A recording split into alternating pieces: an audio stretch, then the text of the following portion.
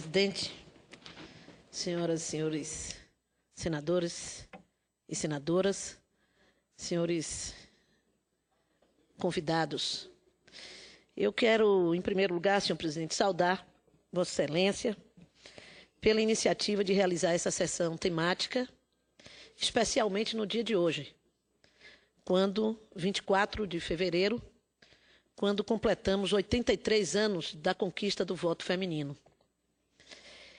Essa conquista, que foi o direito das mulheres votarem, e que ainda não se tornou a conquista das mulheres serem votadas no Brasil. E este é um ponto central desta reforma política que nós pretendemos debater e conquistar.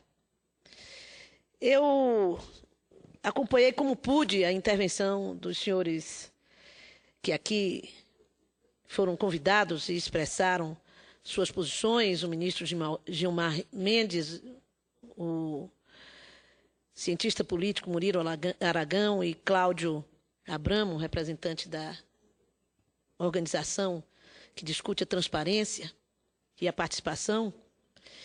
E é claro que na fala de todos eles existe muito daquilo que nós estamos, ou quase tudo que nós estamos a debater, de forma diferenciada, com o pensamento de cada um.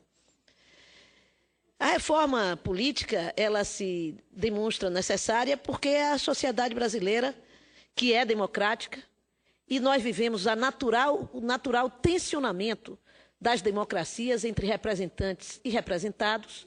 No entanto, esta sociedade vem demonstrando permanentemente que esse modelo de organização, de sistema eleitoral brasileiro, ele se encontra exaurido. A representação se distancia do representado. E é muito fácil perceber isso, presidente, quando nós olhamos uma fotografia do Congresso Nacional e vemos um Congresso de homens brancos, com poucas mulheres e muito menos negros ainda. E é preciso, portanto, que uma das vertentes da democracia possa se exercer com o reconhecimento da população, daqueles que lhe representam. A população brasileira não é toda composta, na sua maioria, por empresários. E, no entanto, o nosso parlamento é majoritariamente feito de empresários. Quando se faz o resultado das eleições e se faz o perfil daqueles que estão no parlamento, se demonstra isso. A maioria do eleitorado brasileiro, de 51%, é de mulheres, e a população de 52%. E nós não alcançamos uma representação, senadora Rose de Freitas, velha parceira, velha não, antiga parceira e permanente parceira das lutas da mulher pela conquista dos direitos de participação política e outros direitos na sociedade brasileira, desde a Constituinte. E nós não conseguimos ultrapassar nos parlamentos brasileiros a média de 12%. Desde a Constituinte de 88 que nós estamos crescendo homeopaticamente. E é preciso enfrentar essa discussão. E enfrentar essa discussão definindo claramente uma política de cotas. E quando nós queremos discutir financiamento de campanha, nós queremos discutir porque as mulheres não têm acesso aos grandes financiadores de campanha no Brasil. O sistema eleitoral responde à forma de organização machista e patriarcal da sociedade brasileira, que faz com que as mulheres estejam fora dos espaços do poder político. E isso faz com que, nos partidos políticos, as mulheres não encontrem um espaço de participação. Nós discutimos a última reforma eleitoral na legislatura, há 2 legislaturas atrás, na Câmara dos Deputados, e o movimento de mulheres, as mulheres na Câmara, apresentaram uma proposta: 20% do fundo partidário, 10% do tempo de televisão. Depois de meses de negociação, nós conseguimos aprovar 5% do tempo de televisão e 10% do fundo partidário. O que resta dizer é nada. Nada. Eu sou presidente do regional do meu partido. Os 5% do fundo partidário, em média, para o estímulo à formação de lideranças de mulheres no ano, significaria em torno de R$ 10.000 por ano para esse feito, que será um feito realizarmos isso. Então, é preciso discutir para valer. E o Congresso Nacional, se quiser fazer uma reforma política que realmente represente a sociedade brasileira, tem que colocar o dedo na ferida. O financiamento de campanha não pode continuar do jeito que está, que tem sido o principal, digamos assim, motivação dos grandes escândalos nacionais. Na Bahia, fala-se que para se eleger um deputado federal nessa eleição, nenhum foi eleito com gasto menor de R$ 10 milhões. Ora, em qualquer canto que se discuta isso é abuso do poder econômico. Mas os tribunais eleitorais não conseguem identificar esse abuso do poder econômico, porque não há regra que defina que isso é um abuso do poder econômico. Qual é o cidadão comum que pode dispor de 7 a 10 milhões de reais para se eleger deputado federal? Certamente eu não me elegeria jamais, se não tivesse nascido um pouco atrás, no século XX, e poder ter vivido num período em que se pôde se eleger pelas ideias e não pelo dinheiro que nós tínhamos. No Congresso Nacional hoje estão em todos os partidos aqueles que tiveram um financiamento maior.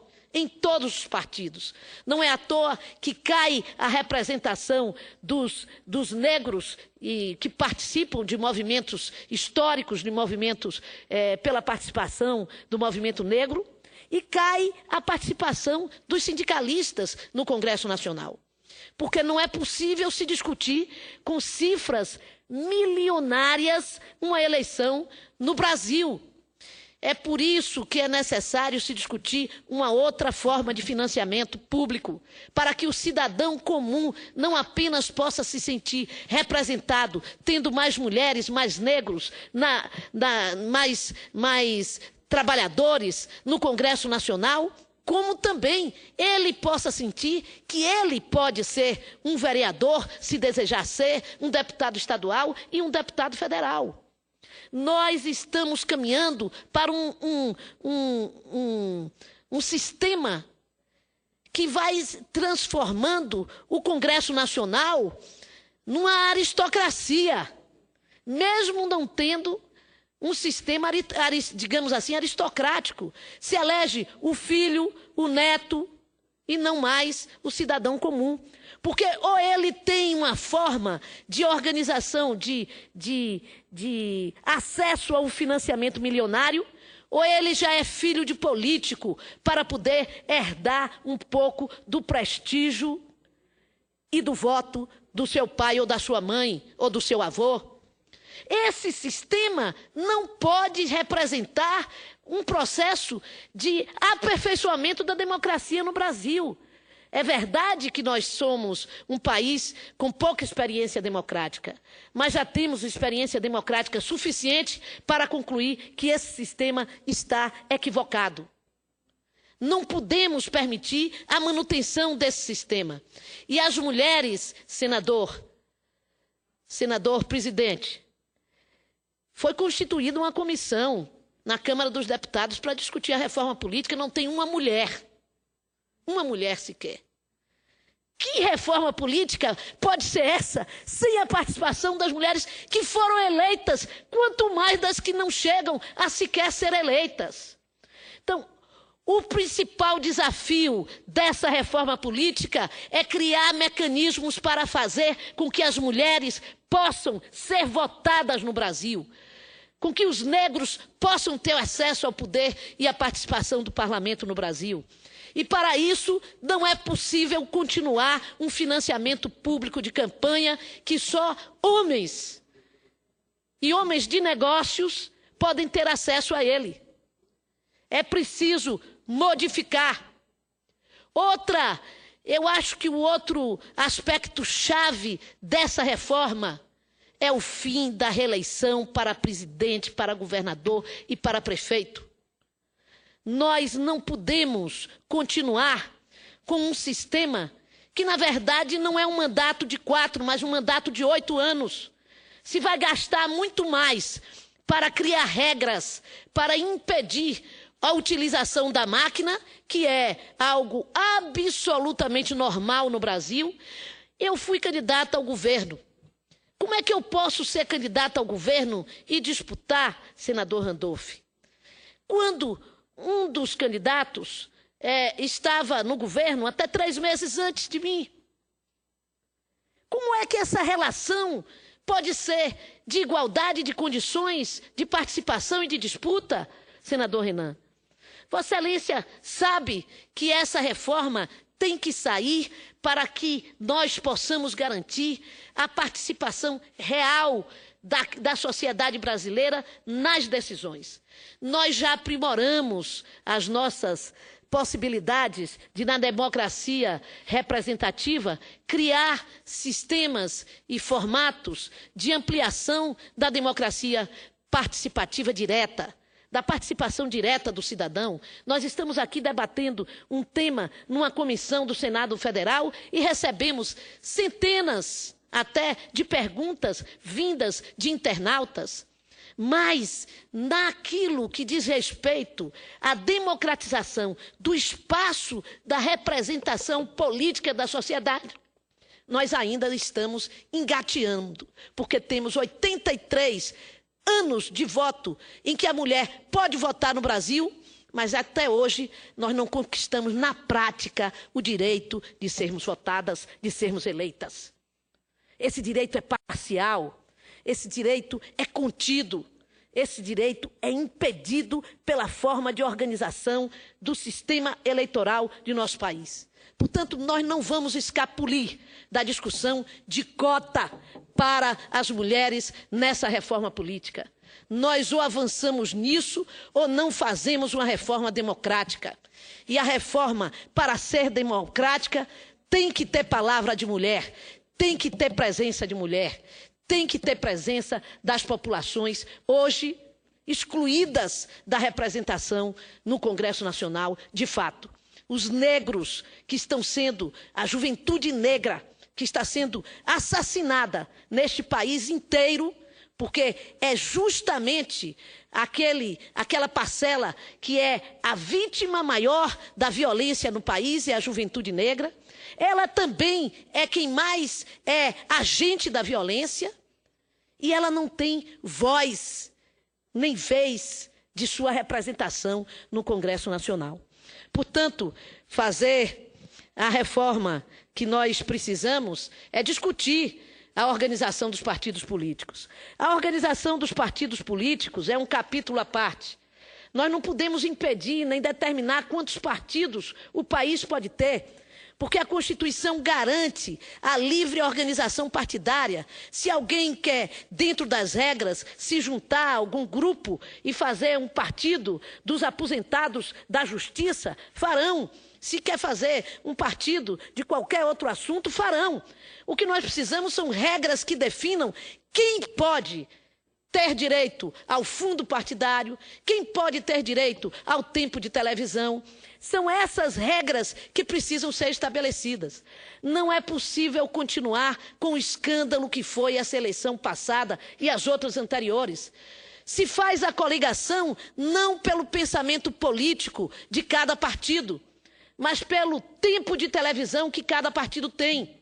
Eu coloquei um projeto aqui no Senado, apresentei, para que não se possa, numa coligação proporcional, mantendo-se a coligação proporcional, não possa haver somatório de tempo de televisão. Isso é que é escândalo. Você junta agora a uma verdadeira impressionante, quando você chega num período eleitoral, é um verdadeiro mercado de venda de partidos e de tempos partidários.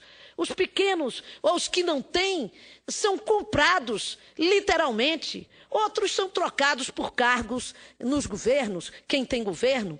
E nós que fazemos política não podemos fechar os olhos a isto, que somos os representantes do povo, sem entender que essas regras têm que ser mudadas. Foi minha parceira de chapa para o Senado, nessa eleição, a ministra Eliana Calmon.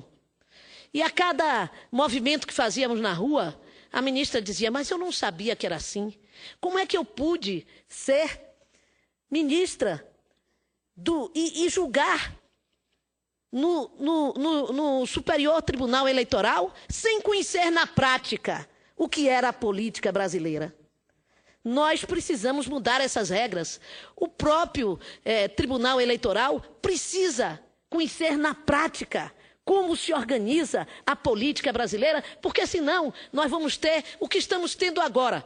Os tribunais regionais eleitorais se dedicando a fazer o trabalho burocrático de somar e garantir as regras do financiamento, da prestação de conta de cada candidatura, que agora o candidato que não tiver sua conta rejeitada, o partido tem que responder por ele, é ameaçado até a perder o fundo partidário, se um ou dois candidatos não tiverem sua conta aprovada, o que é absurdo.